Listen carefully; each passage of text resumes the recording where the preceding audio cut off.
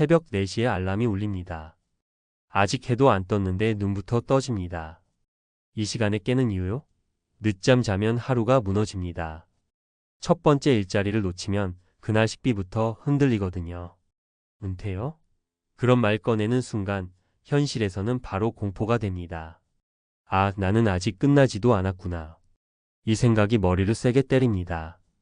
솔직히 말하면 많은 분들이 마음속으로 이렇게 생각하실 겁니다. 50이면 그래도 어느 정도는 정리하고 은퇴 준비도 하고 숨 좀 돌릴 수 있지 않나. 그런데 현실은 전혀 다릅니다. 하루 3개 일자리를 뛰는 50대 가장에게 은퇴는 미래 계획이 아니라 그냥 뉴스 속 단어입니다. 남 얘기죠. 나와는 아직 상관없는 이야기입니다. 이분의 하루는 단순합니다. 새벽에는 물류센터에서 상하차를 합니다. 무릎이 이미 성할 리 없습니다. 허리는 매일 아침마다 오늘도 버틸 수 있겠냐고 묻는 것처럼 욱신거립니다. 아침 일 끝나고 집에 들어와 씻고 나면 바로 두 번째 일자리로 나갑니다. 건물 관리 보조, 시설 점검, 잡다한 일들. 점심은 대충 컵라면이나 편의점 삼각김밥으로 때웁니다. 저녁이 되면 세 번째 일자리 대리운전이나 배달입니다. 집에 돌아오면 밤 11시 자정이 훌쩍 넘습니다. 이게 반복되는 일상입니다. 주말도 크게 다르지 않습니다. 이 이야기를 들으면 다들 묻습니다. 왜 그렇게까지 하세요? 답은 간단합니다. 멈추는 순간 무너질 게 보이기 때문입니다. 아이 학원비, 월세, 보험료, 카드값. 하나라도 밀리면 그 다음은 눈덩이처럼 불어납니다. 은퇴 준비는커녕 이번 달을 넘기는 게 목표입니다. 이게 특정한 한 사람의 특수한 상황일까요? 아닙니다. 비슷한 처지의 50대가 생각보다 훨씬 많습니다. 첫 번째 사례를 하나 더 말씀드릴게요. 중소기업에서 30년 가까이 일하다가 구조조정으로 나온 분입니다. 퇴직금이요? 생각보다 많지 않았습니다. 집 대출 정리하고 나니 손에 남은 돈은 몇 년 버티기도 빠듯했습니다. 재취업은 쉽지 않았습니다. 나이가 걸렸습니다. 결국 선택한 게 택배 상하차와 마트 야간 진열, 주말 경비 아르바이트였습니다. 이분이 하신 말이 아직도 귀에 남습니다. 은퇴는 돈 많은 사람들 얘기지 나는 그냥 직장이 없어졌을 뿐이에요. 두 번째 사례는 자영업을 접은 분입니다. 장사 잘 될 때는 주변에서 부럽다고 했습니다. 그런데 몇 년 만에 상황이 바뀌었습니다. 임대료 오르고 매출 줄고 인건비 감당 안 되고 가게 문 닫고 나니 남은 건 빚과 몸뿐이었습니다. 이분도 지금은 새벽 청소, 낮에는 공사 현장 보조, 밤에는 대리운전을 합니다. 은퇴 후 삶을 생각해 본 적 있냐고 물었더니 이렇게 말했습니다. 은퇴 후가 아니라 내일 아침이 걱정입니다. 세 번째 사례는 조금 다릅니다. 한때 연봉도 괜찮았고 직장도 안정적이었습니다. 문제는 준비였습니다. 노후를 언젠가는 되겠지 하고 미뤄뒀습니다. 자녀 교육비, 집 확장, 차 바꾸는데 돈을 다 써버렸습니다. 막상 쉰 뒤에 보니 매달 들어오는 돈이 거의 없었습니다. 연금은 생각보다 적었습니다. 결국 선택한 게 여러 개의 파트타임 일이었습니다. 이분이 가장 힘들어했던 건 돈보다 자존감이었습니다. 내가 이렇게까지 살아야 하나라는 생각이 매일 들었다고 합니다. 이 세 사례의 공통점이 뭘까요? 게으름도 아니고 능력이 없어서도 아닙니다. 준비 없는 은퇴, 아니 정확히 말하면 준비되지 않은 노후로 밀려났다는 점입니다. 은퇴를 선택하지 않았는데 일자리를 잃거나 소득이 줄어들면서 사실상 은퇴 같은 상태에 놓인 겁니다. 그런데 생활은 그대로입니다. 아니 더 비싸졌습니다. 많은 분들이 은퇴를 일을 안 하는 상태로 생각합니다. 하지만 현실에서 은퇴는 소득 구조가 바뀌는 시점입니다. 문제는 이 변화가 준비 없이 오면 공포가 된다는 겁니다. 그래서 하루 3개 일자리를 뛰는 겁니다. 쉬고 싶지 않아서가 아니라 쉬면 바로 무너지니까요. 이쯤에서 이런 생각이 드실 겁니다. 그럼 답이 없다는 건가요? 답은 있습니다. 다만 듣기 불편할 수 있습니다. 은퇴는 나이로 오는 게 아니라 소득 구조로 옵니다. 월급 하나에 인생을 걸어두면 그 월급이 사라지는 순간 공포가 시작됩니다. 반대로 금액이 크지 않아도 꾸준히 들어오는 소득이 있으면 은퇴는 훨씬 현실적인 선택지가 됩니다. 여기서 중요한 건 얼마를 모았느냐보다 어떻게 들어오느냐입니다. 연금이든 소규모 임대든 작은 부업이든 구조가 있어야 합니다. 위 사례 속 분들에게 공통적으로 없었던 게 바로 이 구조였습니다. 그래서 몸으로 시간을 팔 수밖에 없었던 겁니다. 또 하나 놓치기 쉬운 게 건강입니다. 하루 3개 일자리는 버티는 동안은 괜찮아 보입니다. 하지만 어느 순간 몸이 먼저 신호를 보냅니다. 무릎, 허리, 혈압, 수면. 이게 무너지기 시작하면 선택지는 더 줄어듭니다. 그때 가서 은퇴를 고민하면 이미 늦습니다. 그건 은퇴가 아니라 강제 정지에 가깝습니다. 이 글을 읽으면서 마음이 불편하셨다면 그게 정상입니다.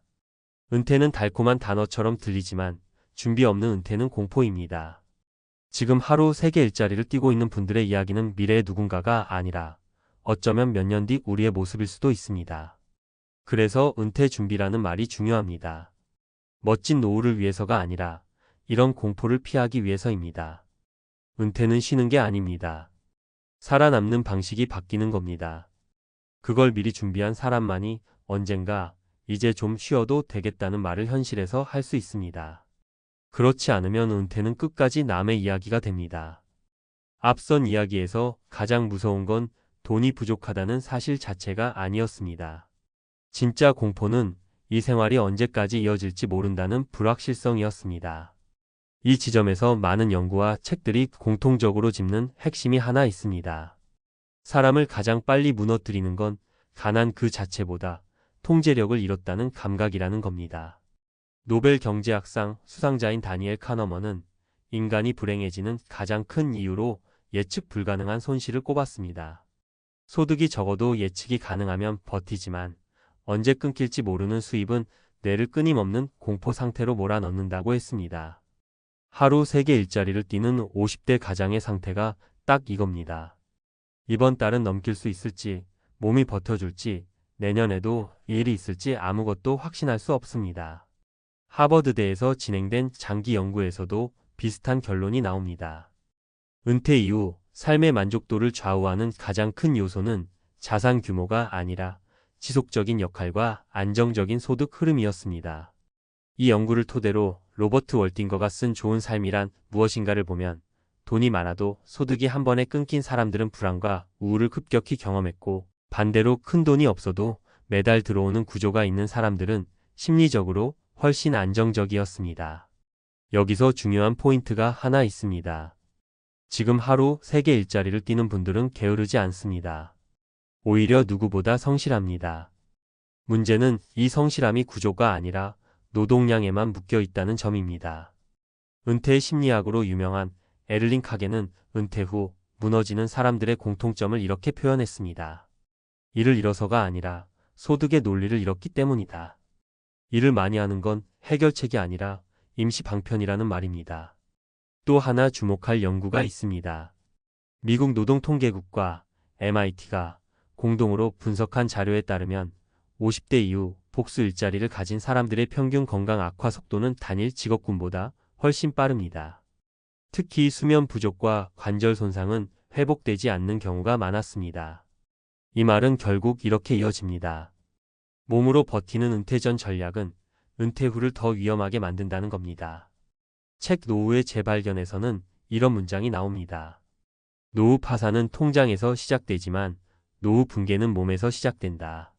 지금의 다중 노동은 당장은 돈을 만들어내지만 미래의 선택지를 갉아먹고 있습니다. 그래서 은퇴 준비는 늦게 시작할수록 더 돈 이야기가 아니라 생존 이야기가 됩니다. 그렇다면 답은 뭘까요? 논문과 책들이 공통적으로 말하는 해법은 거창하지 않습니다. 빨리 부자가 되라는 이야기도 아닙니다. 첫째, 소득을 노동과 분리하라는 겁니다. 액수가 작아도 좋습니다.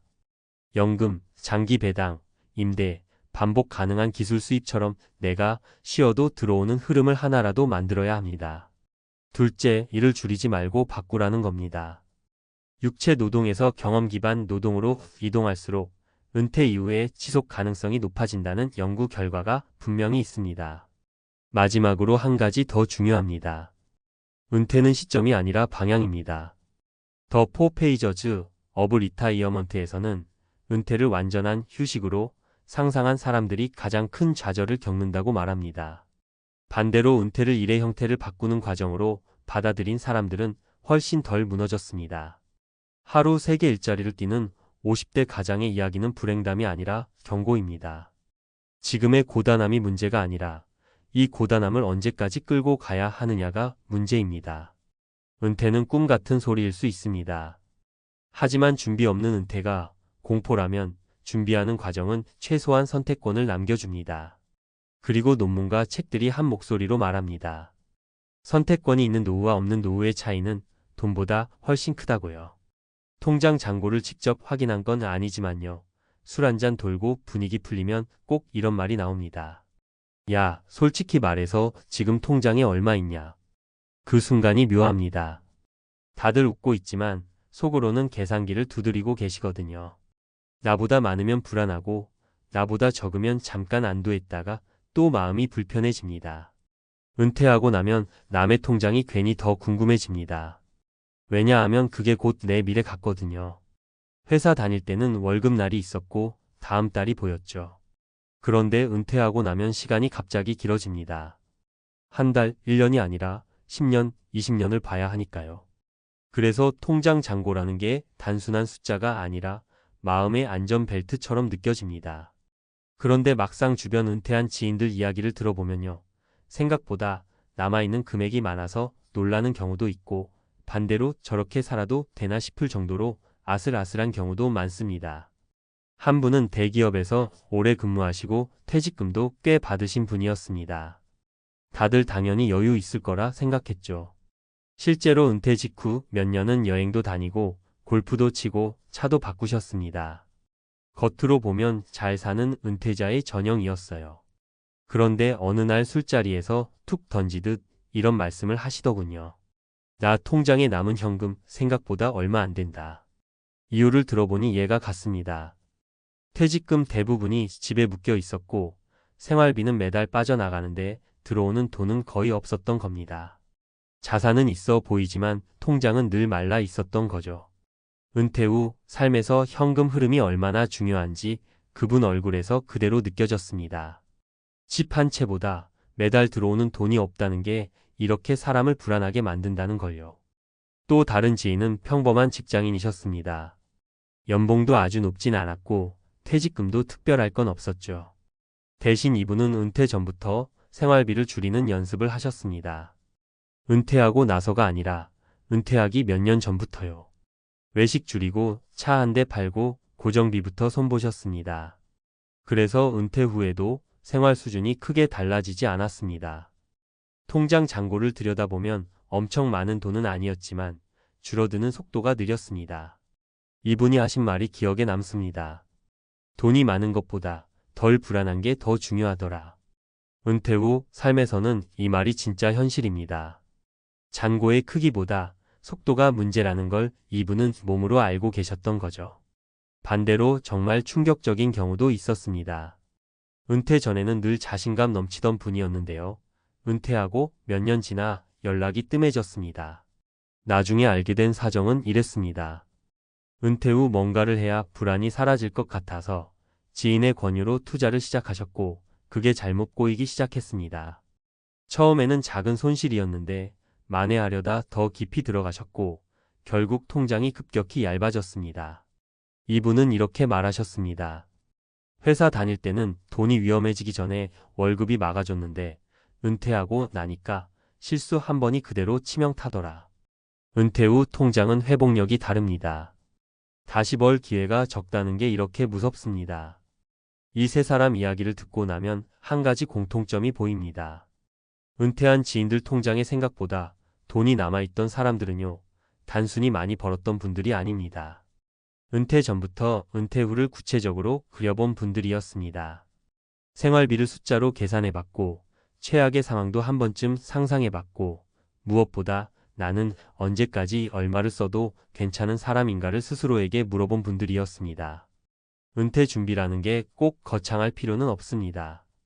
몇 억이 있어야 한다. 이런 이야기보다요.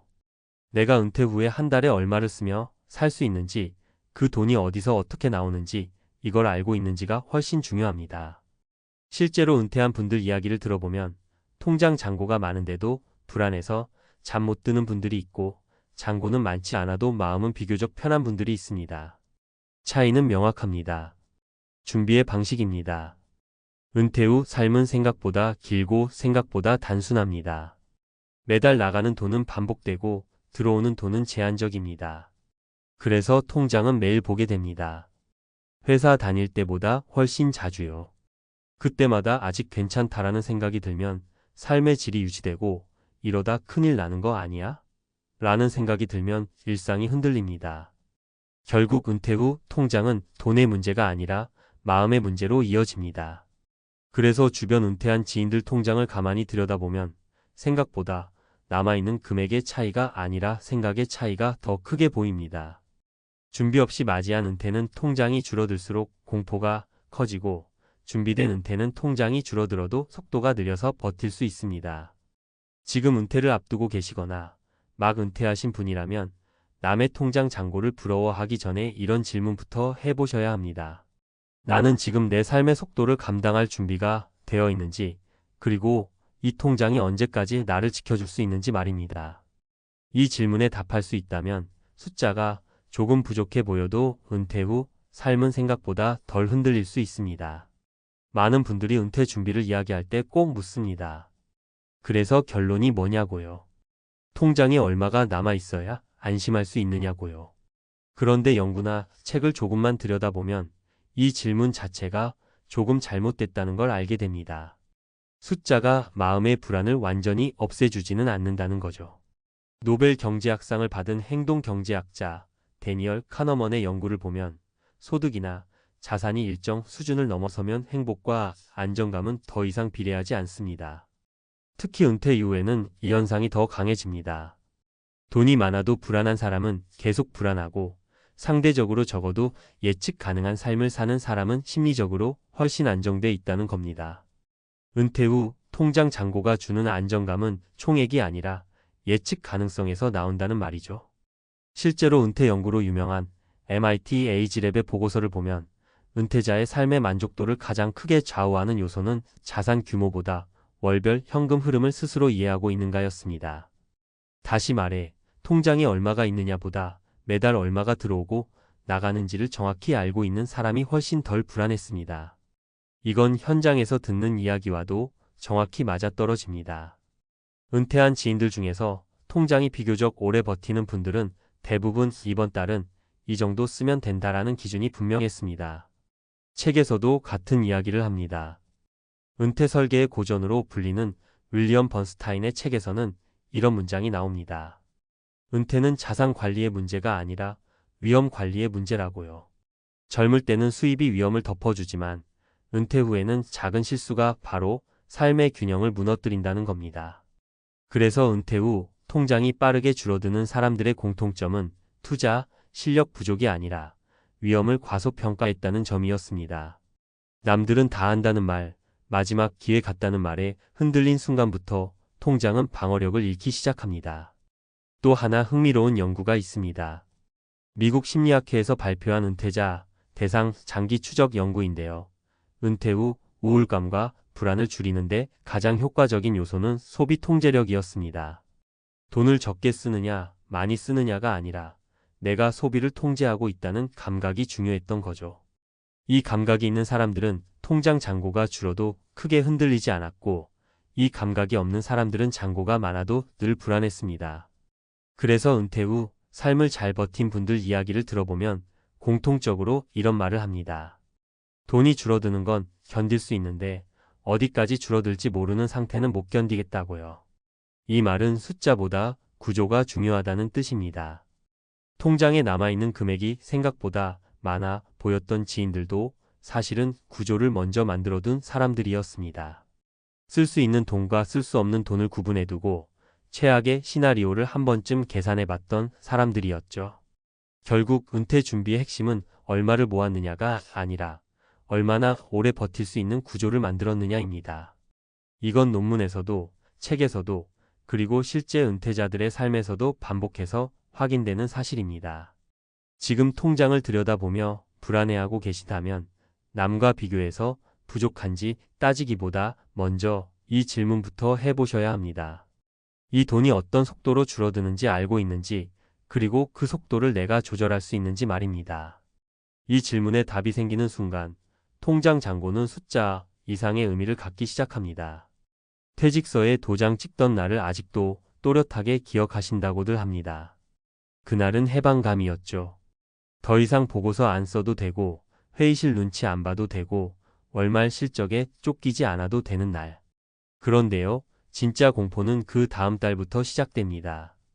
카드값이 그대로 찍히고, 관리비 고지서가 날아오고, 보험료가 빠져나가는데 통장은 더 이상 예전 속도로 채워지지 않습니다. 그 순간 머릿속에 딱 한 생각이 듭니다. 이거 생각보다 빨리 무너지겠는데. 대기업 임원까지 올라갔던 분들도 이 지점에서는 똑같이 흔들립니다. 주변에서 흔히들 말하죠. 임원까지 했으면 퇴직금도 두둑하고 연금도 있지 않느냐고요. 그런데 현실은 다릅니다. 임원 시절에 맞춰진 생활비가 문제입니다. 월 800만 원 쓰던 삶은 생각보다 끈질깁니다. 집 크기, 차, 보험, 인간관계, 식습관까지 전부 그 수준에 맞춰져 있거든요. 은퇴했다고 해서 갑자기 몸이 알아서 지출을 줄여주지 않습니다. 이야기 하나 해보겠습니다. 조선업 대기업에서 임원까지 지냈던 분이 계셨습니다. 퇴직 전까지는 기사 딸린 차량에 법인카드 쓰는 삶이 익숙했던 분이었죠. 은퇴 후 첫 해에는 그래도 버틸만 하다고 하셨습니다. 퇴직금도 있고 그동안 모아둔 자산도 있으니까요. 문제는 둘째 해부터였습니다. 생활비를 줄이려고 해도 줄일 곳이 보이지 않았습니다. 그러다 결국 선택한 게 아파트 시설관리 아르바이트였습니다. 새벽에 출근해서 보일러 점검하고 민원 전화 받고 쓰레기 분리수거까지 하셨죠. 처음에는 자존심이 무너졌다고 합니다.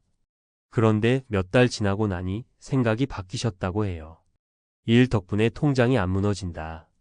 월급은 크지 않았지만 생활비를 절반 가까이 낮추는 계기가 됐습니다. 돈보다 중요한 건 생활 리듬이었죠. 매일 나갈 곳이 있다는 것, 쓸데없는 소비를 안 하게 된다는 것, 그리고 아직 사회에 발을 걸치고 있다는 감각이 그분을 버티게 했습니다. 두 번째 사례는 금융권에서 오래 일하신 분 이야기입니다. 퇴직 후 처음엔 이제 쉬어야지라는 생각으로 아무것도 안 하셨습니다. 골프 치고 지인들 만나 밥 먹고 여행도 다니셨죠. 그런데 반년쯤 지나자 통장이 눈에 띄게 얇아졌습니다. 그때 깨달으셨다고 합니다. 내가 쉰 게 아니라 돈을 태우고 있었구나. 이후 선택한 일이 마트 야간 진열 보조였습니다. 몸은 힘들었지만 그 덕분에 생활비 구조를 완전히 뜯어 고치셨습니다. 외식이 줄고 술자리가 사라지고 카드값이 반토막이 났습니다. 무엇보다도 아직 나를 필요로 하는 자리가 있다는 감각이 정신을 붙잡아줬다고 하시더군요. 은퇴 후 삶에서 이 감각이 사라지면 돈보다 먼저 마음이 무너집니다. 세 번째 사례는 IT 대기업 출신 임원입니다. 퇴직 후 처음에는 컨설팅 제안도 몇 개 있었고 강의도 잠깐 하셨습니다. 그런데 이게 생각보다 지속적이지 않았습니다. 고정 수입이 없다는 불안이 점점 커졌죠. 결국 선택한 게 공공기관 청사관리 용역이었습니다. 하루 몇 시간씩 순찰 돌고 간단한 점검만 하는 일이었죠. 주변에서는 그 정도 경력에 왜 그런 일을 하느냐고 물었지만 본인은 단호했습니다. 이게 내 노후를 살린다. 고정적인 소득이 생기자 불안이 줄었고 생활비를 정확히 계산하게 됐습니다. 그분이 가장 먼저 한 일은 소비 기준을 과거의 나가 아니라 현재의 나로 바꾸는 것이었습니다. 이게 정말 어렵지만 안 하면 반드시 탈이 납니다. 이 세 분의 공통점이 뭘까요? 돈이 많아서 버틴 게 아닙니다. 빨리 현실을 인정했다는 점입니다. 은퇴 후에도 예전 임원 시절의 삶을 유지하려고 했다면 아마 몇 년 안에 자산이 크게 흔들렸을 겁니다. 대신 이분들은 자존심을 조금 내려놓고 생활비 구조부터 손봤습니다. 그리고 공통으로 하신 말이 있습니다. 일을 해서 번 돈보다 줄인 지출이 더 컸다. 은퇴 준비에서 가장 위험한 착각이 바로 이겁니다. 큰 돈이 있으면 괜찮을 거라는 생각. 하지만 노후는 총 자산이 아니라 월 지출로 버티는 싸움입니다. 월 800을 쓰는 사람과 월 300을 쓰는 사람의 은퇴 난이도는 완전히 다릅니다.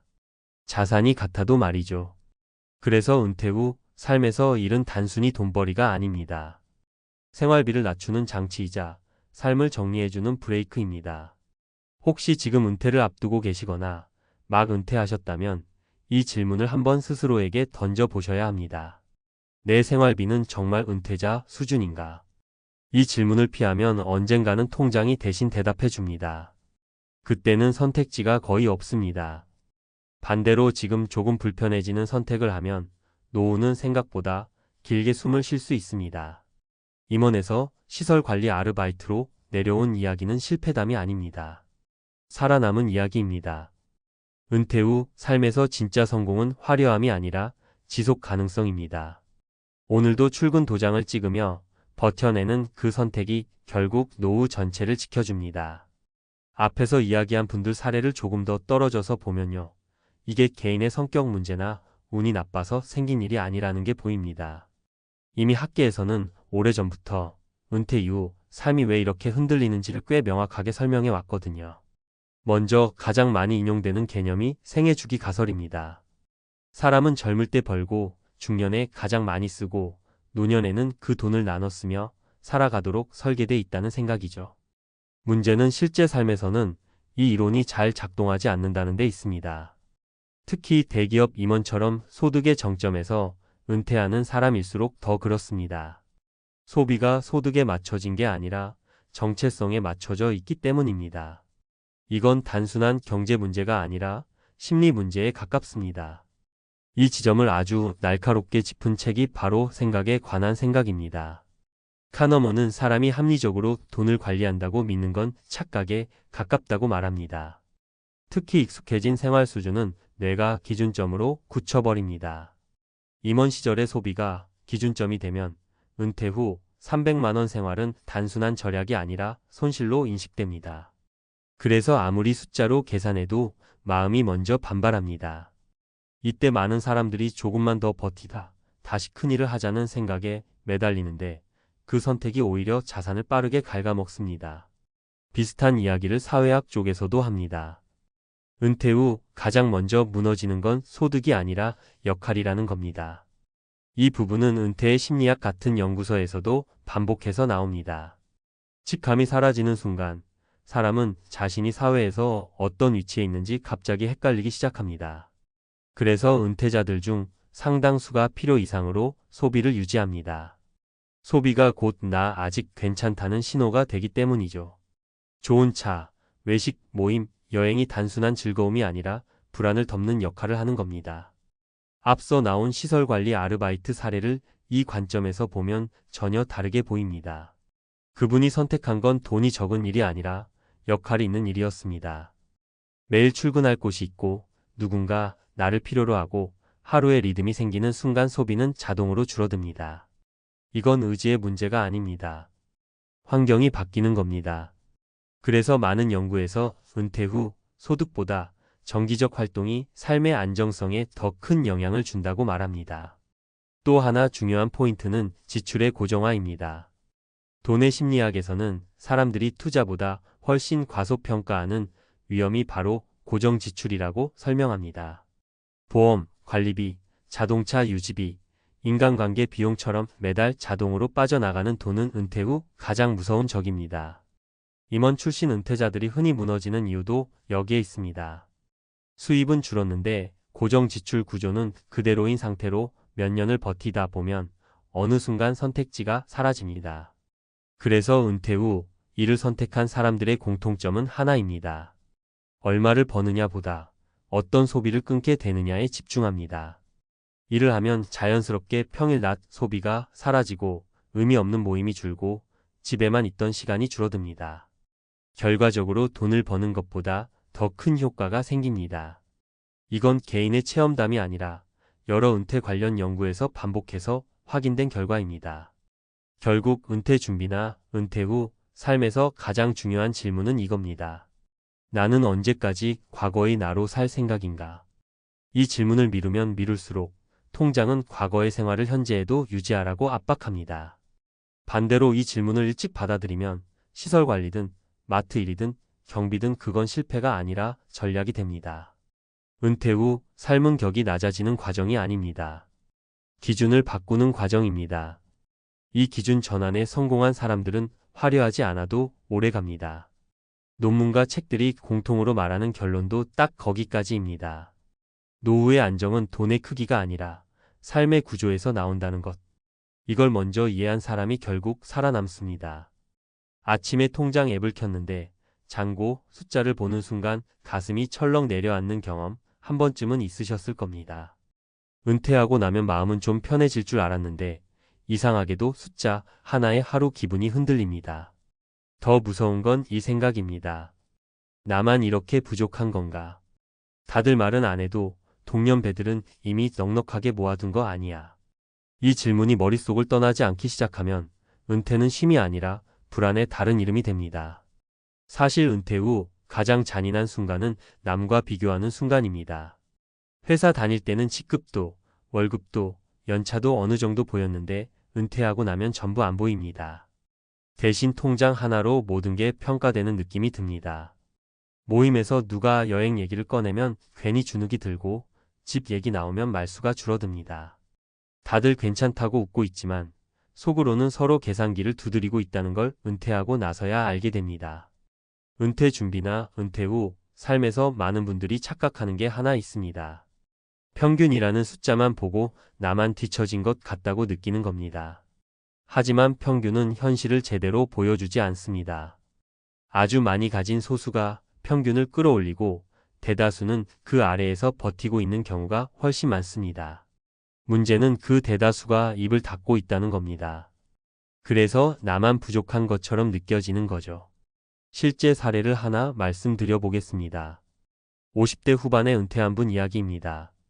대기업에서 오래 일했고 겉으로 보기엔 탄탄한 커리어였습니다. 퇴직할 때 통장에 남은 금융 자산은 대략 몇억 원 수준이었습니다. 본인은 주변에서 다들 최소 2배는 가지고 있는 줄 알았다고 합니다. 그래서 은퇴 초반에 밤잠을 설쳤습니다. 그런데 같은 시기에 은퇴한 동기들끼리 조심스럽게 이야기를 나눠보니 비슷하거나 오히려 더 적은 경우도 많았습니다.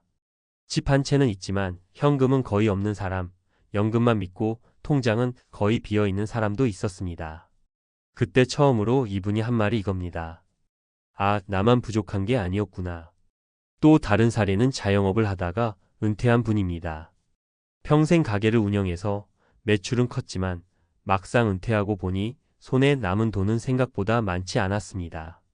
주변에서 그래도 장사 오래 했으니 많이 모았겠지라고 말할 때마다 마음이 더 무거워졌다고 합니다. 하지만 은퇴자 모임에서 솔직한 이야기가 오가면서 현실을 알게 됩니다. 장사로 번 돈은 대부분 생활비와 자녀 교육비로 흘러갔고 남은 자산은 연금과 소소한 저축 정도라는 사실이 비슷했습니다. 이분이 느낀 공포는 돈이 적다는 게 아니라 나만 실패한 인생을 산 것 같다는 감정이었습니다. 그런데 그 감정이 착각이었다는 걸 시간이 지나서야 알게 됩니다. 세 번째 사례는 공무원이나 안정적인 직장에서 은퇴한 분입니다. 이분은 연금이 있으니 괜찮을 거라고 주변에서 늘 부러움을 샀습니다. 하지만 정작 본인은 통장 잔고를 볼 때마다 불안했습니다. 연금은 들어오지만 큰 돈이 한번 나가면 감당이 안 될 것 같았기 때문입니다. 의료비, 부모 부양, 예상치 못한 집 수리 같은 변수들이 머릿속을 떠나지 않았습니다. 이분도 처음엔 동년배들이 훨씬 여유 있을 거라고 생각했습니다. 그런데 실제로 이야기를 나눠보니 연금 없는 대신 현금을 많이 모아둔 사람, 집을 줄이고 생활비를 낮춘 사람, 여전히 일하며 소득을 만드는 사람이 섞여 있었습니다. 누구 하나 완벽하게 안정적인 사람은 없었습니다. 이런 이야기들을 종합해보면 한 가지 공통점이 보입니다. 은퇴 후 동년배들이 실제로 모은 금액은 생각보다 다양하고 동시에 생각보다 불안정합니다. 문제는 절대적인 금액이 아니라 구조입니다.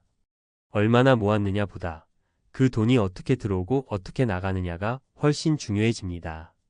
은퇴 전에는 월급이라는 자동 수입이 있었지만 은퇴 후에는 모든 지출이 통장에서 빠져나가는 구조가 됩니다.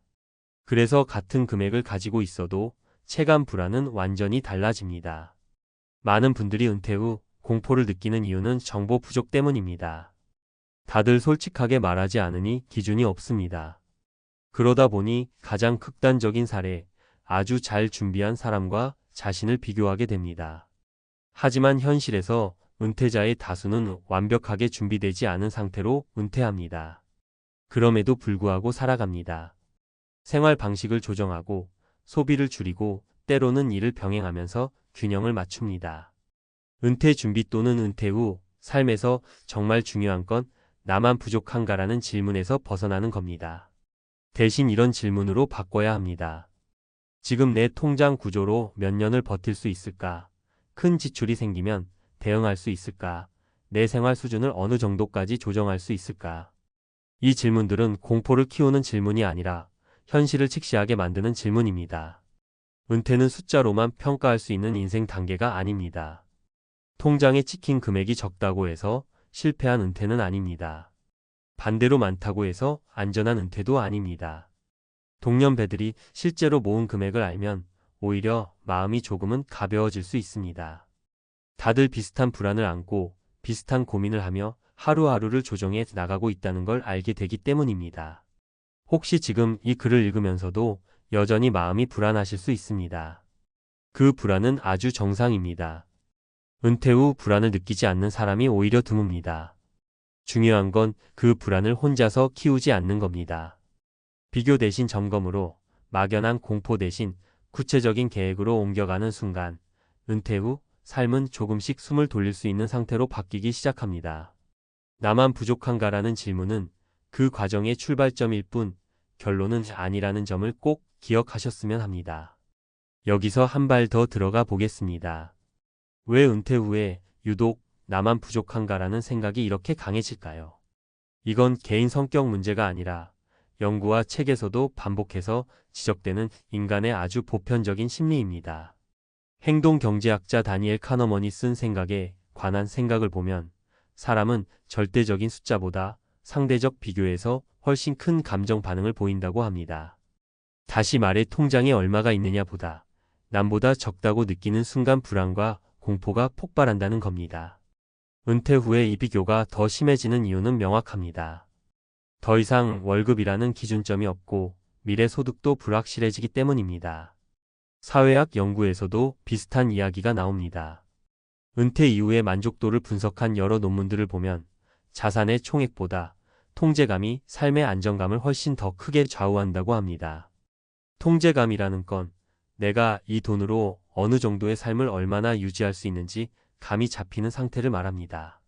돈이 많아도 지출 구조가 불안정하면 통제감은 낮아지고 반대로 자산이 많지 않아도 생활 패턴이 단순하고 예측 가능하면 통제감은 높아집니다. 이 차이가 은퇴 후 심리 상태를 극단적으로 갈라놓습니다.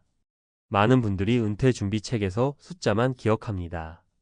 몇 억이 필요하다, 몇 퍼센트 인출률이 안전하다 같은 이야기 말입니다. 그런데 더 리타이어먼트 매너페스토 같은 책을 보면 저자는 반복해서 이런 경고를 합니다.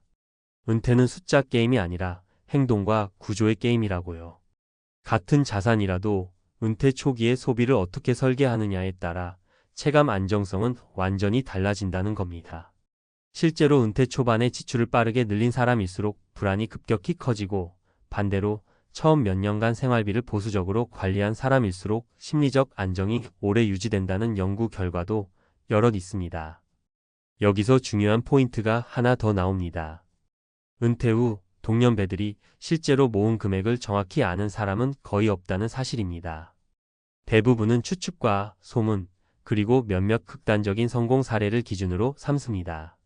이 현상을 사회심리학에서는 가시성 편향이라고 부릅니다. 잘 사는 사람, 여행 다니는 사람, 여유 있어 보이는 사람만 눈에 띄고 조용히 생활 수준을 낮춰 사는 다수는 보이지 않는 겁니다. 그래서 체감 평균은 실제 평균보다 훨씬 높아집니다. 노후 경제를 다룬 연구들을 보면 흥미로운 결과가 하나 있습니다. 은퇴자의 상당수는 은퇴 전보다 자산이 줄어들지 않고 오히려 일정 기간 유지되거나 소폭 늘어나는 경우도 많다는 겁니다. 이유는 단순합니다. 생각보다 사람은 소비를 잘 조절합니다. 필요 없는 지출을 줄이고 관계도 정리하고 삶의 반경을 스스로 좁힙니다. 이 과정을 실패한 사람만 극단적인 사례로 남고 다수의 조용한 조정은 이야기되지 않습니다. 또 하나 짚고 넘어가야 할 건 은퇴 후 공포의 상당 부분이 실제 돈 부족이 아니라 미래에 대한 불확실성에서 온다는 점입니다. 심리학자들이 말하는 불안의 핵심 원인은 예측 불가능성입니다. 언제 얼마나 쓸지 모르겠고 언제 큰 돈이 나갈지 모른다는 생각이 사람을 잠 못 들게 합니다. 그래서 통장 잔고가 일정 수준 이상인데도 불안한 분들이 많습니다. 반대로 자산이 많지 않아도 의료비, 주거, 기본 생활비의 범위가 명확한 사람은 비교적 안정적인 심리를 유지합니다. 이쯤에서 이런 질문을 던져볼 필요가 있습니다. 동년배들이 실제로 얼마를 모았는지를 아는 게 정말 내 은퇴를 안전하게 만들어줄까요? 연구와 책들이 공통으로 말하는 결론은 이겁니다. 남의 숫자를 아는 순간 안심이 아니라 또 다른 비교가 시작될 가능성이 더 크다는 겁니다. 대신 전문가들은 하나같이 구조를 보라고 말합니다. 고정 지출이 얼마나 되는지, 필수 지출과 선택 지출이 구분되어 있는지, 소득이 완전히 끊겼을 때 몇 년을 버틸 수 있는지 말입니다. 결국 은퇴 후 삶에서 중요한 건 평균을 따라가는 게 아닙니다. 평균은 참고 자료일 뿐 정답이 아닙니다. 나만 부족한가라는 질문에 매달리기 시작하면 은퇴는 끝없는 불안의 연장이 됩니다. 반대로 내 삶의 크기와 리듬에 맞게 돈의 흐름을 이해하기 시작하면 같은 통장 잔고라도 느낌은 완전히 달라집니다. 책과 논문이 말하는 핵심도 결국 하나로 모입니다. 은퇴의 안정은 숫자에서 오지 않고 이해와 통제에서 온다는 사실입니다. 이걸 깨닫는 순간 동년배 통장은 더 이상 공포의 기준이 아니라 참고 자료 정도로 내려오게 됩니다. 문 닫힌 편의점 불이 아직 꺼지지 않았는데도 계산대 위엔 연체 알림 문자가 먼저 떠 있었습니다. 오늘도 하루를 버텼다는 안도보다 내일은 또 어떻게 하지라는 공포가 먼저 밀려옵니다. 은퇴하면 조금은 편해질 줄 알았죠. 몸 쓰는 일은 줄고 시간은 넉넉해지고 통장은 서서히 줄어들어도 관리만 잘하면 괜찮을 거라 믿었습니다. 그래서 선택한 게 편의점이었습니다. 안정적이고 망하기 어렵고 노후에 딱 맞는 장사라는 말. 그런데 막상 남은 건 5억이 아니라 잠 못 이루는 밤과 서로에게 미안해지는 마음이었습니다. 은퇴를 앞둔 분들 혹은 이미 은퇴하신 분들 이야기를 많이 듣다 보면 비슷한 말을 자주 하십니다. 가만히 쉬면 불안해서요. 연금만으론 부족할 것 같아서요. 뭔가는 해야 마음이 편하더라고요. 그 불안이 우리를 움직이게 합니다. 문제는 그 불안이 가장 안전해 보이는 선택으로 우리를 밀어넣는다는 겁니다. 편의점, 카페, 작은 음식점. 다들 주변에서 한 번쯤은 권유받아본 길이죠. 이 부부도 그랬습니다. 평생 회사 다니다가 정년을 채웠고 퇴직금과 모아둔 돈을 합치니 대략 5억. 집은 이미 있었고 큰 욕심은 없었습니다. 월 몇 백만 원만 꾸준히 나오면 돼. 이 말이 모든 결정의 출발점이었습니다. 본사 설명회에 가보니 숫자는 그럴듯했고 상담사는 친절했습니다. 요즘 60대 점주님들 많습니다. 부부가 하시면 인건비도 아끼고 좋아요. 그 말이 그렇게 위로가 될 수가 없었습니다. 하지만 은퇴 후 삶은 숫자표보다 훨씬 복잡합니다. 첫 번째로 무너지는 건 체력입니다. 하루 14시간, 16시간 매장에 서 있는 일이 생각보다 훨씬 고됩니다. 새벽 배송, 진상 손님, 잦은 계산 실수, 밤낮이 뒤바뀐 생활. 젊을 때 야근하던 몸과는 다릅니다. 이 부부도 처음 몇 달은 버텼지만 어느 순간부터 아내는 무릎이 붓고 남편은 혈압약을 늘리게 됐습니다. 병원비는 늘고 매장은 더 신경 쓰기 어려워지고 매출은 서서히 내려가기 시작합니다. 두 번째로 오는 건 예상 못한 비용입니다. 냉장고 하나 고장나고 간판 수리하고 POS 시스템 바꾸고 본사 지침에 따른 리뉴얼 이야기까지 나오면 마음이 덜컥 내려앉습니다. 계약서에 분명히 써 있었지만 그때는 잘 보이지 않던 문장들입니다. 이 정도는 감당할 수 있겠지 하고 넘겼던 조항들이 나중엔 칼처럼 돌아옵니다. 매출이 줄어도 로열티는 고정이고 임대료는 매년 오르고 인건비는 더 올랐습니다. 세 번째는 마음의 문제입니다. 돈이 줄어드는 것도 힘들지만 서로에게 짜증을 내기 시작하는 순간이 더 아픕니다. 당신이 하자고 했잖아. 그때 말렸어야 했는데. 이런 말들이 하루에도 몇 번씩 오갑니다. 은퇴 후엔 부부 사이가 더 좋아질 거라 기대했는데 오히려 가장 예민한 시간만 함께 보내게 된 겁니다. 비슷한 사례는 주변에 정말 많습니다. 첫 번째 사례는 지방 소도시로 내려간 60대 남성입니다. 퇴직 후 조용히 살고 싶어 선택한 동네였지만 유동 인구는 생각보다 적었고 근처에 대형 마트가 들어서자 매출은 반토막이 났습니다. 인건비를 줄이려고 혼자 밤 근무를 하다 건강이 크게 나빠졌고 결국 폐점을 선택했습니다. 남은 건 권리금 회수도 못한 채 떠안은 대출뿐이었습니다. 두 번째 사례는 아파트 단지 앞 상권을 믿었던 부부입니다. 처음엔 매출이 괜찮아 보였지만 1년 사이 무인 편의점과 경쟁 점포가 생기면서 상황이 급변했습니다. 출점 제한이 있을 거라 믿었지만 예외 조항은 늘 있었고 본사는 책임지지 않았습니다. 폐업을 고민했지만 위약금과 원상 복구 비용을 계산해보니 차라리 버티는 게 낫다는 결론이 나왔습니다. 그렇게 은퇴 후 시간은 자유가 아니라 붙잡힘이 됐습니다. 세 번째 사례는 은퇴 직후 바로 창업에 뛰어든 경우입니다. 쉬는 기간 없이 곧바로 장사에 들어가다 보니 몸도 마음도 정리할 틈이 없었습니다. 조금만 아파도 대신 설 사람이 없었고 하루 매출이 곧 생활비와 직결되다 보니 작은 변동에도 극심한 불안을 느끼게 됐습니다. 결국 은퇴 자금 일부를 메우기 위해 또 다른 대출을 고민하게 됩니다. 이런 이야기들을 종합해보면 문제는 편의점이라는 업종 자체라기보다 은퇴 준비의 방향입니다. 은퇴 후 삶은 얼마를 벌까보다 어떻게 살까의 문제에 가깝습니다. 안정적 수익을 기대하며 시작한 장사가 오히려 노후를 더 불안하게 만드는 경우 정말 많이 봤습니다. 특히 전 재산에 가까운 돈을 한 번에 투입하는 구조는 은퇴자에게 치명적입니다. 실패했을 때 다시 회복할 시간이 없기 때문입니다. 은퇴 후에도 일은 필요할 수 있습니다. 하지만 그 일은 삶을 지탱해주는 보조수단이어야지 삶 전체를 다시 걸어야 하는 도박이 되어서는 안 됩니다. 몸을 갈아 넣지 않아도 되는 구조인지, 매출이 줄어도 최소한의 생활이 가능한지, 그리고 무엇보다 실패해도 다시 일어설 여지가 있는지부터 따져봐야 합니다. 편의점 창업이 노후를 지켜줄 줄 알았던 이 부부가 잃은 건 5억이라는 숫자만은 아닙니다. 쉬어도 괜찮다는 마음의 여유, 함께 웃을 수 있었던 부부의 시간, 그리고 은퇴가 끝이 아니라 새로운 시작이라는 믿음까지 함께 잃어버렸습니다. 이 이야기가 누군가에게는 남의 일이 아니라 아직 선택하지 않아도 될 길을 한 번 더 돌아보게 만드는 계기가 되길 바랍니다. 앞선 이야기에서 더 중요한 건 이게 개인의 판단 미스나 운 나쁜 사례로 끝날 문제가 아니라는 점입니다. 실제로 학계와 연구 결과를 들여다보면 은퇴 이후 창업이 왜 이렇게 자주 실패로 이어지는지 꽤 명확하게 설명이 됩니다.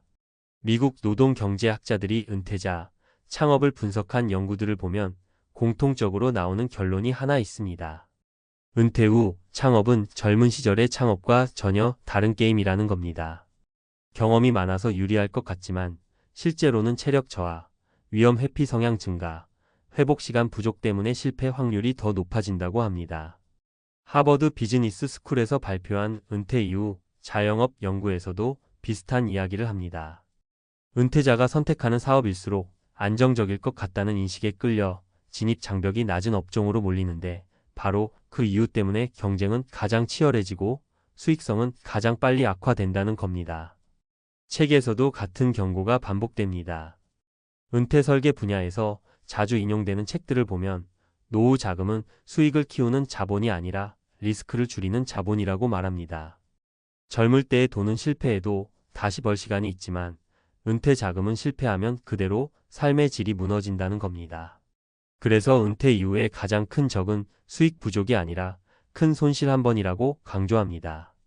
편의점 창업처럼 초기 자본이 크게 들어가고 고정비가 높고 매달 반드시 벌어야 하는 구조는 이 관점에서 보면 노후 자금 운용과 정면으로 충돌합니다.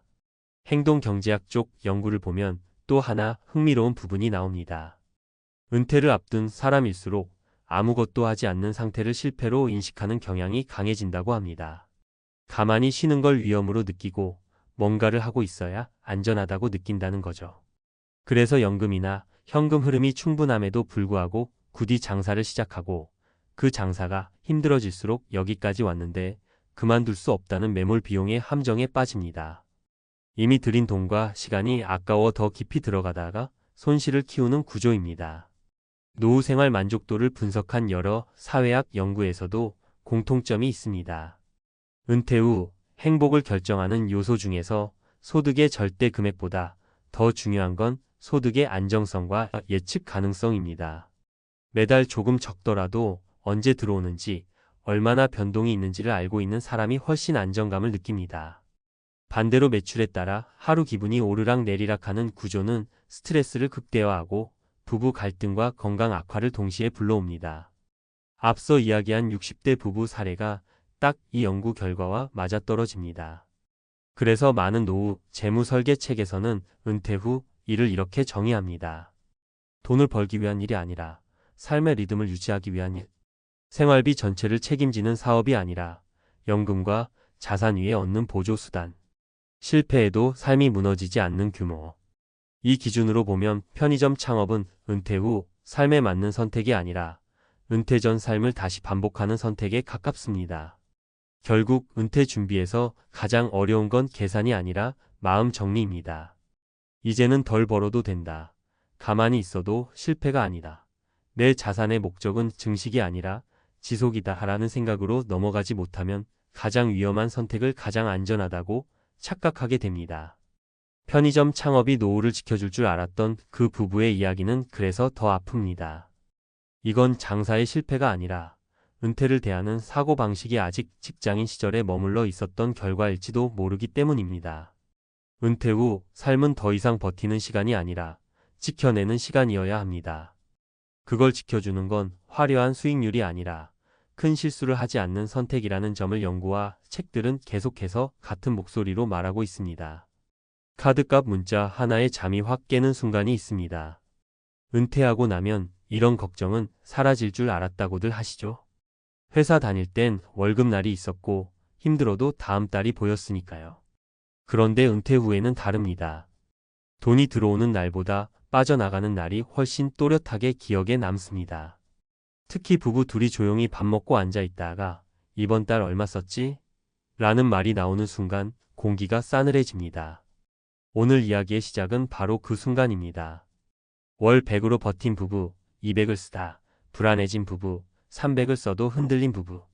금액은 다른데 끝에 가면 공통된 표정 하나가 남습니다. 불안입니다. 많은 분들이 은퇴 생활비를 이렇게 생각하십니다. 집만 있으면 괜찮다. 아이들 다 키웠으니 돈 쓸 일 없다. 많이 안 쓰면 오래 버틸 수 있다. 그래서 은퇴 전 상담 자리에서 가장 많이 나오는 질문이 이것입니다. 부부 기준으로 한 달에 얼마면 살 수 있을까요? 이 질문 자체가 틀린 건 아닙니다. 다만 반쪽짜리 질문인 경우가 많습니다. 왜냐하면 은퇴 후 생활비는 얼마를 쓰느냐보다 어떤 구조로 쓰느냐가 훨씬 중요하기 때문입니다. 먼저 월 100만 원으로 버틴 부부 이야기부터 해보겠습니다. 지방 소도시에 사는 60대 초반 부부입니다. 아파트는 오래전에 대출 없이 마련했고 차는 팔았습니다. 외식 거의 안 하고 병원도 꼭 필요한 날만 갑니다. 아침은 집에서, 점심은 간단히, 저녁은 라면이나 반찬 조금. 숫자만 보면 정말 대단합니다. 실제로 통장 잔고는 크게 줄지 않습니다. 그런데 이 부부가 가장 자주 하는 말이 뭔지 아십니까? 아프지만 않으면 되죠. 이 말이 점점 주문처럼 반복됩니다. 여행 이야기가 나오면 말을 돌리고 손주 이야기 나오면 웃다가도 금방 입을 닫습니다. 월 100으로 산다는 건 생활비를 줄인 게 아니라 삶의 선택지를 거의 접어두는 생활입니다. 겉으로는 안정돼 보이지만 속에서는 늘 같은 걱정이 맴돕니다. 혹시 병원비가 갑자기 늘어나면 어쩌지? 집에 뭔가 고장나면 어떻게 하지? 이 부부에게 은퇴는 자유가 아니라 조심조심 버티는 시간이 되어버렸습니다. 다음은 월 200만 원을 쓰는 부부입니다. 수도권 외곽에 살고 있고 국민연금과 작은 개인연금이 합쳐져서 매달 비슷한 금액이 들어옵니다. 식비는 조금 여유가 있고 한 달에 한두 번은 외식도 합니다. 취미로 문화센터도 다니고요. 겉으로 보면 딱 평균적인 은퇴 부부입니다. 그런데 이 부부는 통장을 볼 때마다 불안해집니다. 이유는 단순합니다. 고정 지출이 애매하게 많기 때문입니다. 관리비, 통신비, 보험료, 자동차 유지비, 병원비까지 빠지고 나면 남는 돈이 생각보다 적습니다. 문제는 이 부부가 줄일 수 없는 지출이 많다는 걸 은퇴 후에야 알았다는 점입니다. 현역 때 들어둔 보험은 해지하기도 애매하고 차는 없으면 불편하고 집은 줄이기 싫고 그래서 매달 200을 쓰는데 마음은 전혀 편하지 않습니다. 돈이 모자라서가 아니라 앞으로 늘어날 지출이 너무 뻔히 보이기 때문입니다. 이 부부의 불안은 이렇게 말로 나옵니다. 지금은 괜찮은데 5년 뒤가 걱정이에요. 마지막은 월 300만 원을 쓰는 부부입니다. 많은 분들이 이 정도면 여유 있는 은퇴라고 생각하십니다. 실제로 여행도 가고 취미도 있고 손주 용돈도 줍니다. 그런데 이 부부도 흔들립니다. 이유는 지출 수준이 은퇴 전과 크게 다르지 않기 때문입니다. 외식, 골프, 모임, 경조사. 줄인다고 줄였는데도 생활의 기준선이 내려오지 않습니다. 문제는 수입입니다. 연금은 일정한데 물가는 계속 오르고 예상 못한 지출은 꼭 생깁니다. 차 수리비, 치과 치료, 가족 도움. 이 부부는 이렇게 말합니다. 우린 많이 쓰는 편은 아닌데 왜 이렇게 불안할까요? 답은 간단합니다. 쓰는 돈의 액수가 아니라 통제할 수 있는 돈의 비율이 낮기 때문입니다. 고정비가 크면 아무리 많이 벌어도 불안합니다. 은퇴 후에는 이 구조가 더 크게 느껴집니다. 이 세 부부의 이야기를 나란히 놓고 보면 재미있는 공통점이 있습니다. 월 100, 200, 300이라는 숫자는 다르지만 불안의 출처는 거의 같습니다. 건강, 고정지출, 그리고 앞으로의 불확실성입니다. 은퇴 후 돈 걱정이 사라지지 않는 이유는 대부분 생활비 계산을 너무 단순하게 했기 때문입니다. 생활비는 단순히 한 달에 얼마 쓰느냐가 아니라 어떤 상황에서도 감당 가능한 구조인지가 핵심입니다. 은퇴 준비에서 가장 많이 놓치는 게 바로 이 부분입니다. 현역 때는 소득이 늘면 해결됐던 문제들이 은퇴 후에는 구조의 문제로 바뀝니다. 그래서 은퇴 후 생활비를 이야기할 때는 반드시 질문이 바뀌어야 합니다. 얼마면 살 수 있나요? 가 아니라 어떤 지출은 끝까지 가져가도 괜찮고 어떤 지출은 줄일 수 있나요? 입니다. 월 100으로도 살 수 있습니다. 하지만 그 생활이 10년, 20년 지속 가능한지 냉정하게 봐야 합니다. 월 200이면 평균처럼 보이지만 고정비 구조가 불안하면 마음은 계속 흔들립니다. 월 300이어도 소비 기준이 현역 때에 묶여 있으면 은퇴는 편해지지 않습니다. 결국 은퇴 생활비의 본질은 숫자가 아니라 선택입니다. 무엇을 지키고 무엇을 내려놓을지에 대한 선택 말입니다. 은퇴는 돈을 덜 쓰는 연습이 아니라 불안을 관리하는 연습에 가깝습니다. 통장 잔고보다 중요한 건 이 상태로 살아도 괜찮다는 마음입니다.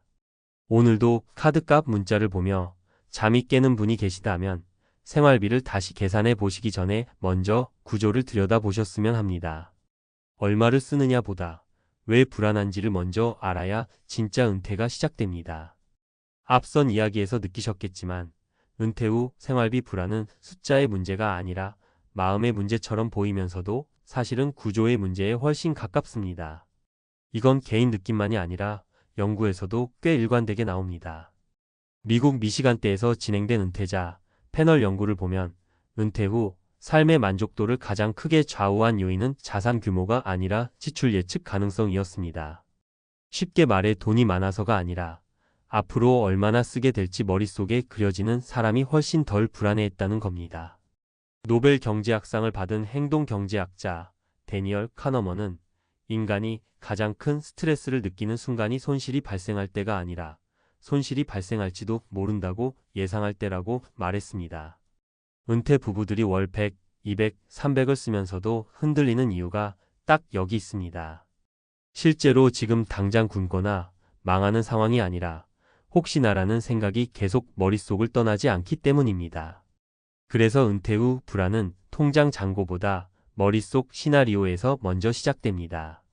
여러 은퇴 관련 책에서도 같은 이야기를 반복합니다. 윌리엄 번스타인의 은퇴 설계 관련 저서들을 보면 은퇴를 실패로 이끄는 가장 흔한 착각이 생활비를 하나의 숫자로 고정해 생각하는 것이라고 합니다. 현실에서는 은퇴 후 지출이 결코 직선으로 내려가지 않습니다. 오히려 건강, 주거, 가족 변수 때문에 들쭉날쭉합니다. 문제는 대부분의 부부가 이 변동성을 과소평가한 채 은퇴를 맞이한다는 점입니다. 국내 연구에서도 비슷한 결과가 나옵니다. 노후 빈곤을 다룬 여러 사회학 논문을 보면 생활비가 낮은 은퇴자보다 생활비 변동폭이 큰 은퇴자가 우울감과 불안을 더 크게 느낍니다. 월 100으로 사는 분이 반드시 불행한 것도 아니고 월 300을 쓰는 분이 반드시 행복한 것도 아닙니다. 차이는 통제감입니다. 내가 줄일 수 있는 돈과 줄일 수 없는 돈이 머릿속에서 명확히 구분되어 있느냐, 이게 핵심입니다. 그래서 은퇴 준비에서 정말 중요한 질문은 이겁니다. 이 돈이 줄어도 내 삶은 유지될까? 아니면 무너질까? 이 질문에 대한 답이 없는 상태에서 은퇴를 맞이하면 금액이 아무리 높아도 불안은 사라지지 않습니다. 반대로 생활비가 다소 빠듯해도 구조가 단순하고 선택지가 명확하면 마음은 훨씬 안정됩니다. 은퇴 관련 심리학 책들을 보면 또 하나 흥미로운 지점이 나옵니다. 사람은 소비 수준보다 소비 통제력을 잃을 때 더 크게 흔들린다는 겁니다. 현역 때는 소득이 통제 수단이었지만 은퇴 후에는 그 자리를 구조가 대신해야 합니다. 구조가 없는 은퇴는 말 그대로 안전벨트 없이 달리는 느낌이 됩니다. 결국 은퇴 후 생활비의 진짜 해답은 얼마를 쓰느냐가 아니라 어느 지점까지는 줄여도 괜찮다는 확신을 갖는 데 있습니다. 그 확신은 계산기에서 나오지 않고 지출을 하나하나 분해해보는 과정에서 생깁니다. 건강이 흔들리면 어떤 비용이 늘어날지, 집이 불편해지면 어떤 선택을 할지, 가족에게 도움을 줄 여력은 어느 정도인지. 이런 질문에 답해본 사람과 그렇지 않은 사람의 은퇴는 완전히 다르게 흘러갑니다. 책과 논문이 공통으로 말하는 은퇴의 핵심은 단순합니다. 은퇴는 돈의 문제가 아니라 대비의 문제라는 것. 대비란 더 많이 모으는 게 아니라 흔들리지 않을 구조를 만드는 일입니다. 월 100이든 200이든 300이든 그 구조가 잡히는 순간 비로소 은퇴는 숫자가 아닌 삶의 이야기가 됩니다. 숫자가 줄어든 것도 아닌데 이상하게 숨이 막히는 순간 말입니다. 은퇴하고 나면 이런 불안에서 벗어날 줄 알았던 분들이 의외로 많습니다. 평생 일했으니 이제는 조금 편해져도 되잖아요. 그래서 많은 분들이 해외를 떠올립니다. 물가 싸고 날씨 좋고 사람 친절하다는 이야기에 마음이 움직입니다. 그때는 진짜로 믿습니다. 거기가 노후의 천국일 거라고요. 이야기는 대체로 비슷하게 시작됩니다. 한국에서 아파트 하나 정리하고 퇴직금까지 보태서 해외로 나갑니다. 아이들 다 컸고 병원도 요즘은 어디든 괜찮다더라. 한국보다 훨씬 싸게 살 수 있다더라. 주변에서 말립니다. 그래도 이미 마음은 떠났습니다. 은퇴 후에 처음으로 스스로 선택하는 인생이니까요. 그 선택이 틀릴 거라고는 아무도 상상하지 않습니다. 첫 번째 부부 이야기를 해보겠습니다. 동남아의 한 신흥 도시로 떠난 60대 부부였습니다. 집값은 한국의 절반도 안 됐고 새 아파트에 수영장까지 딸려 있었습니다. 처음 1년은 정말 좋았습니다. 매일 산책하고 시장에서 과일 사고 사진 찍어 가족 단톡방에 올리며 잘 살고 있다고 자랑했습니다.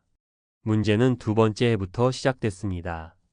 예상보다 빨리 오른 관리비, 외국인에게만 적용되는 추가 세금, 환율이 바뀌면서 체감 생활비가 훌쩍 뛰었습니다.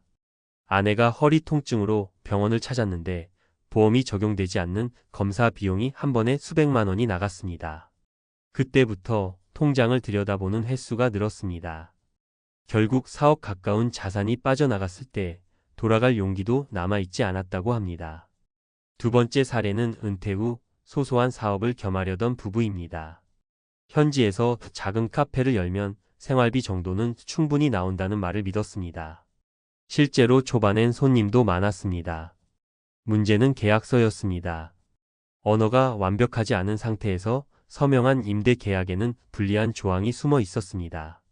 임대료는 1년마다 제협상, 보증금 반환은 임대인 재량, 장사가 조금 된다는 소문이 돌자 임대료가 2배로 뛰었습니다. 버티다 못해 가게를 접었지만 보증금은 끝내 돌려받지 못했습니다.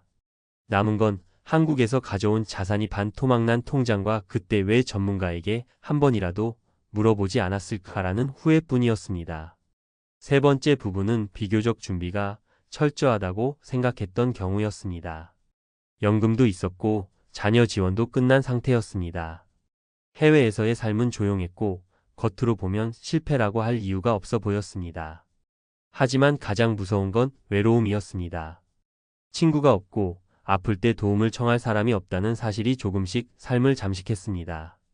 남편은 술을 늘렸고 아내는 우울감에 시달렸습니다. 병원비보다 더 무서운 건 관계의 붕괴였습니다. 결국 다시 돌아왔지만 이미 집은 팔았고 전세로 시작한 한국 생활은 생각보다 훨씬 비쌌습니다. 계산해보니 해외에서 쓴 돈과 되돌아오는 비용까지 합쳐 거의 수억 원이 사라져 있었습니다.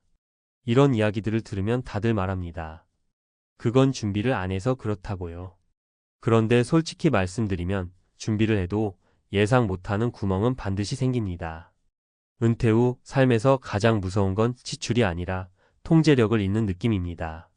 월급이라는 안전벨트가 사라진 상태에서 한 번의 선택이 자산 전체를 흔들 수 있다는 사실을 뒤늦게 깨닫게 됩니다. 해외 생활이 나쁘다는 이야기가 아닙니다. 다만 은퇴 후에는 싸게 산다는 기준보다 되돌릴 수 있느냐를 먼저 봐야 합니다. 집을 팔면 다시 살 수 있는지, 건강이 나빠졌을 때 돌아올 여지가 있는지, 관계가 무너졌을 때 버틸 힘이 남아있는지 말입니다. 많은 분들이 은퇴를 자유라고 생각하지만 사실 은퇴는 선택의 폭이 줄어드는 시기입니다.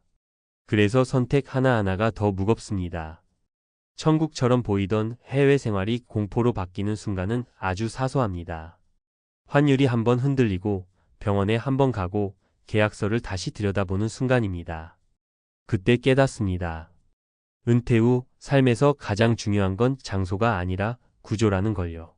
돈이 새지 않는 구조, 돌아올 수 있는 구조, 혼자가 되지 않는 구조 말입니다. 은퇴를 준비 중이시라면 혹은 이미 은퇴하셨다면 한 번만 더 계산해 보셨으면 합니다. 그 선택이 정말로 삶을 가볍게 만드는지 아니면 언젠가 통장을 열 때 숨이 막히게 만들 선택인지요.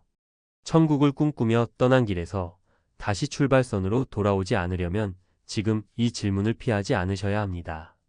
은퇴 후 삶에서 사람들이 반복해서 빠지는 착각의 구조에 가깝습니다.